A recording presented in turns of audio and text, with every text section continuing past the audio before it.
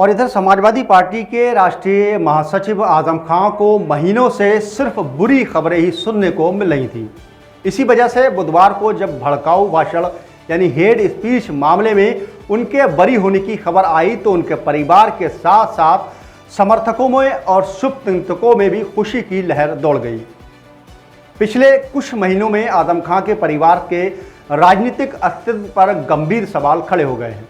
रामपुर विधानसभा क्षेत्र में 10 बार विधायक चुने जा चुके आजम खां के साथ 4 दशकों में पहली बार ऐसा हुआ है कि वह या उनके परिवार का कोई सदस्य सांसद या विधायक नहीं है।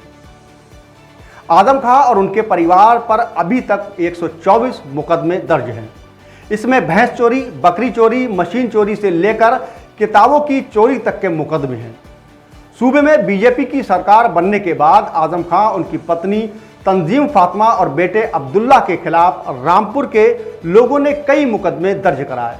इसमें जमीन कब्जाने, शत्रु संपत्ति, सार्वजनिक भूमि, 2 जन्म प्रमाण पत्र, 2 पासपोर्ट सहित कई मुकदमे हैं।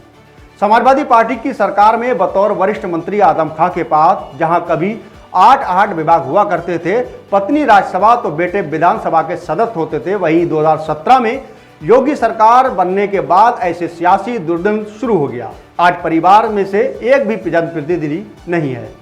आजम खां 26 फरवरी 2020 को अपने पत्नी और बेटे अब्दुल्ला के साथ कोर्ट में हाजिर हुए और वहीं से जेल चले गए थे। इन मामलों के चलते करीब 26 महीने तक सीतापुर की जेल में बंद रहने के बाद मई 2022 को सुप्रीम कोर्ट ने जमानत दे दी थी। 27 अक्टूबर 2022 को हेड स्पीच मामले में दोषी ठहराए जाने पर 3 साल की सजा मिलने के बाद 2023 में बेटे अब्दुल्ला आजम को भी 2 साल की सजा सुनाई गई, जिसके चलते उनकी विधायकी भी रद्द हो गई। अब्दुल्ला की विधायकी छिनने के बाद 4 दशक में पहली बार आजम खां परिवार का कोई सदस्य भी सदन का हिस्सेदार नहीं रहा।